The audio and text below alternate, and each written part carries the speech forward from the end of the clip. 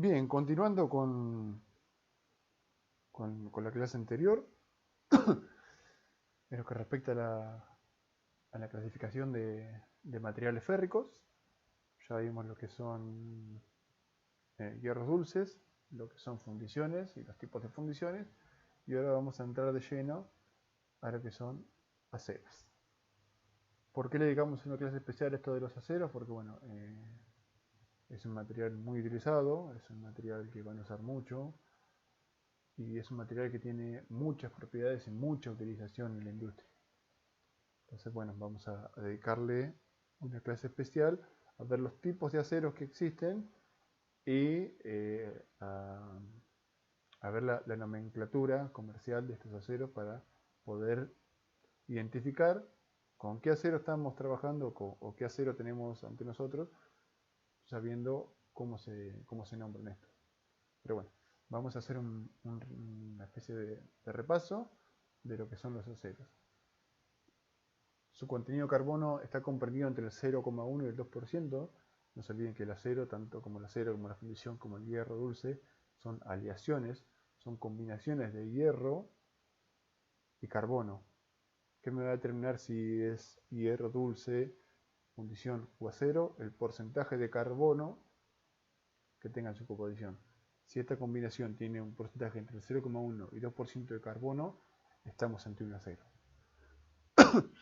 Es un material duro como las fundiciones, pero más elástico y dúctil, maniable y capaz de soportar impactos. Por eso tiene mucha utilidad, por eso es mejor que la fundición. Tiene mayor resistencia al impacto. A la tracción, a la torsión tiene mejores propiedades mecánicas que la fundición. Y otra propiedad que tienen es que los aceros, además de ser una combinación de hierro y carbono, se combinan con otros materiales como pasa con la fundición, para obtener grises y blancas. El acero se combina con otros tipos de materiales que generalmente son metales para poder mejorar alguna propiedad en específica. Por ejemplo, acá vemos en esta tabla que bueno, la incorporación de silicio mejora la elasticidad, el cromo la dureza, el níquel la tenacidad, el vanadio la dureza y así sucesivamente. Estos son algunos ejemplos de materiales que mejoran propiedades específicas de esta aleación de hierro y carbono en esta proporción de carbono que le hace acero. Se pueden clasificar de distintas formas, dependiendo de qué se tome como parámetro de clasificación. Puede ser según la relación de hierro y carbono, en estos tipos. Generalmente esta relación se representa mediante gráficas.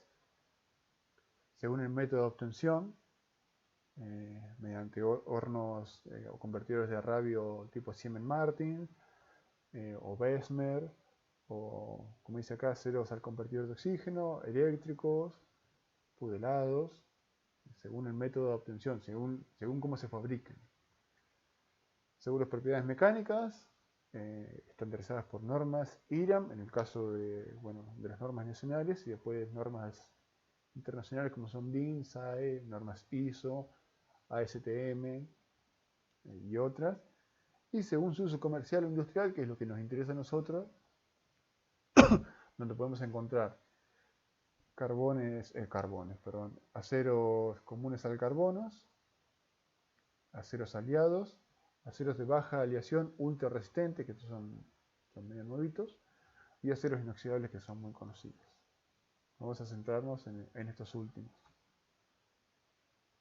Los aceros al carbono, más del 90% de todos los aceros son aceros al carbono.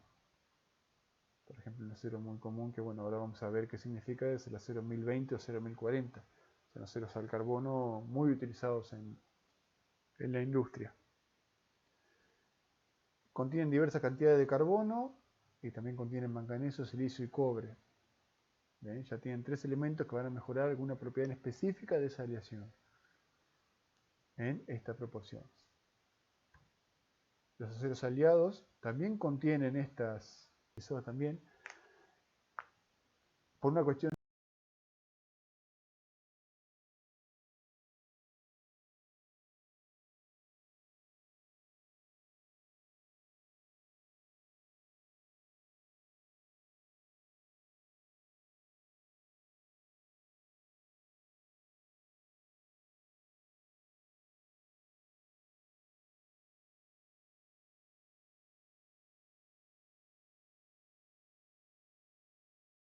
novia, un acero de baja aleación es más barato que un acero de alta aleación. ¿Por qué? Porque un acero de baja aleación tiene menos elementos. Y al tener menor cantidad de elementos, más barato es el acero. Estoy con el carbono. Entonces, lo que se logró crear es un acero de baja aleación, o sea, una composición de pocos componentes, pero de una resistencia muy alta. ¿Qué se logró con esto? Mejorar la resistencia del material y achicar las dimensiones. Yo voy a tener una plancha de acero que va a soportar mucha resistencia y va a tener un grosor relativamente bajo al que tendría que tener una plancha de acero al carbono para soportar esa misma carga, por ejemplo. Y después tenemos los aceros inoxidables, que bueno, seguramente los han escuchado, son muy conocidos, que la propiedad más grande que tienen es justamente que no se oxidan. No sufren efectos de corrosión debido a los elementos aliantes, que son el cromo y el níquel, principalmente cromo, más cromo que níquel. Son de acabado brillante y lisos, tienen muy buena presencia estética, se usa bueno, para muchas cosas por esta propiedad de antioxidante. Tiene muchos usos quirúrgicos, seguramente han escuchado el término acero quirúrgico, que bueno, hace referencia a un acero tipo inoxidable, que no tiene efectos de corrosión. Las prótesis, por ejemplo, de cadera, de fémur, de cualquier tipo de prótesis ósea, se hacen de acero inoxidable. Bueno, en realidad también se hacen de otro material como el titanio o otro tipo de material, pero bueno. Generalmente son de aceros inoxidables porque resisten a la corrosión de los fluidos del cuerpo. Uno de tantos ejemplos de aplicación de este tipo de aceros. Y caemos a lo que realmente me interesaba hoy, que es la nomenclatura de aceros IC-SAI. Mediante esta nomenclatura, que es a nivel internacional, yo voy a poder saber qué propiedades o cuál es la composición del acero solamente con ver el nombre. En el sistema IC-SAI los aceros se clasifican con números de 4 dígitos. Bueno, cada dígito corresponde a algo en particular. Bueno, a modo de dato, IC significa Instituto Americano del Hierro y el Acero, y SAE es la Sociedad de Ingenieros Automotores. Pero vamos de lleno a lo que nos interesa. Dijimos que el acero se denomina por 4 dígitos, o 4 números. El primer dígito va a indicar qué tipo de acero es. Dependiendo del número, yo voy a poder ir a una tabla y saber qué tipo de acero es. Si el primer dígito es 1, es un acero al carbono. Si es un 2, es un acero al níquel. Si es un 3, es níquel cromo. 4 molibdeno. 5 cromo. 6 cromo vanadio. 7 tungsteno cobalto. 8 níquel cromo molibdeno.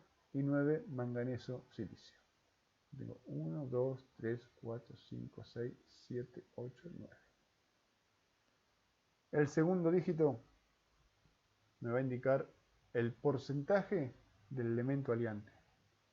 Supongamos que tenemos un acero al níquel, ¿no? Este segundo dígito me va a indicar a mí el porcentaje de contenido de níquel que tiene esa aleación de hierro y carbono. No olvidemos que el acero es esa combinación de hierro y carbono, y si a la vez le estoy agregando níquel, yo mediante este segundo dígito voy a poder saber qué porcentaje de níquel tiene en su composición. Obviamente que si el primer número es un 1, estamos hablando de un acero al carbono, este segundo siempre va a ser un 0. Porque estoy hablando de un acero que solamente tiene carbono y que no tiene elementos aliantes. Si fuese un acero al cromo vanadio, ahí sí tendría que tener no podría tener un 0. Porque no puedo tener un acero al cromo vanadio con 0% de cromo vanadio. Sería un acero al carbono. No puedo tener un acero al níquel y este número que sea un 0. No existe un acero al níquel con 0% de níquel. No tiene sentido. Pero cuando este número es un 1, el primero, el segundo dígito va a ser un 0. Porque no tengo presencia de otro elemento. Porque es un acero al carbono. Y los últimos dos dígitos me van a indicar el porcentaje de carbono que tiene esa combinación de hierro, carbono, bueno, y otro elemento. En el caso de que no sea un acero de carbono. Lo va a indicar en porcentaje de 1 sobre 100, o sea que significa que si acá tengo un 10, me representa un 0,10% de carbono, si tuviese, no sé, un 60, un 0,60% de carbono y así sucesivamente. Obviamente el porcentaje de carbono nunca va a exceder el 2%, porque ya dejaría de ser acero. Porque no se olviden que de que sea fundición, hierro o acero, va a depender ese nivel de carbono. Cuando el nivel está entre tanto y tanto es una cosa, cuando está entre tanto y tanto es otra cosa. Acá, si excede el 2%, ya no estamos hablando de un acero. Digamos con dos ejemplos. Acero 2350. Si vamos a la tabla, sabemos que el 2 nos indica que es un acero al níquel. El 3 me va a indicar el porcentaje de níquel, o sea que tengo un acero al níquel con 3% de níquel. Y el 50 me va a indicar que tengo un 0,50% de carbono en su composición. Así que esto es hierro, 3% de níquel y 0,50% de carbono. Vamos a otro ejemplo. Acero 1020, como les dije hoy, muy utilizado en la industria. Es un acero del carbono, porque el 1 lo indica. No tiene elementos aliantes porque es acero al carbono. Y tiene un 0,20% de carbono en su composición.